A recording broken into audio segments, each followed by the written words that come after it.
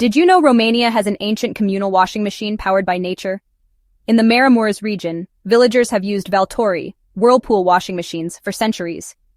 These ingenious wooden structures channel fast-flowing river water into a conical basin, creating a powerful vortex that cleans heavy fabrics like wool rugs and blankets without detergent or electricity.